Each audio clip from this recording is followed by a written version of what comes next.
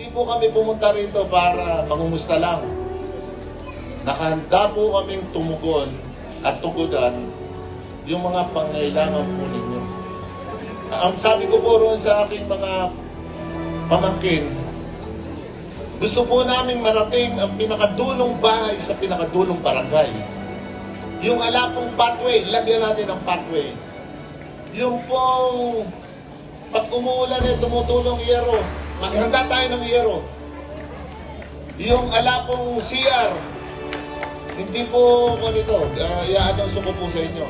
Andiyan po yung mga kapitan. Yung alapong sanitary toilet, magpalista na po kayo sa inyong mga kapitan at darating po sa inyo ang isang sanitary toilet. Lahat po ng alang toilet, bibigyan po natin ng toilet. This, pwede ba yan? Sa mga kapitan natin, yun po ay kasama sa programa natin.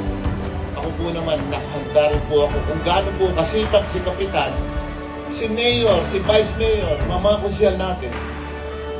Kung gaano po kami magsasama-sama, ako po ay kasama rin ninyo sa inyong mahalagang gawain. Sigurado ko po sa inyo, hindi lamang po ako, kasama ko po yung aking mga kapamilya sapagkat sila po ay tutulong na lahat sa inyo.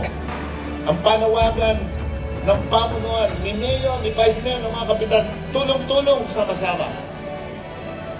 Ang panawagan po ninyo, tulong-tulong at sama-sama. Ako po ay tumatamo, tulong-tulong at sama-sama. Hindi po tayo mag-iwan-walay. Sigurado ko po sa inyo. At lahat po ng kakayanan na meron ng inyong mabalingkod, yung pagtitiwala na pinagkaloob po nyo sa akin, makakaasa po kayo. Hindi ko po yung nakakalimutan na hanggang sa huling araw ng aking panunungkulan, sa loob ng 3 taon na pinagkaloob nyo sa akin, ang lahat po ng kakayanan ngayon ay ibabalik ko po sa inyo lahat. Wala pong pipiliin. Wala pong pipiliin. Pero sigurado ko po sa inyo, doon sa mga kapatid ko na nawawala ng pag-asa, doon sa mga kapatid natin na paminsan-minsan may mga sulit na may sakit, magtutulungan po tayo.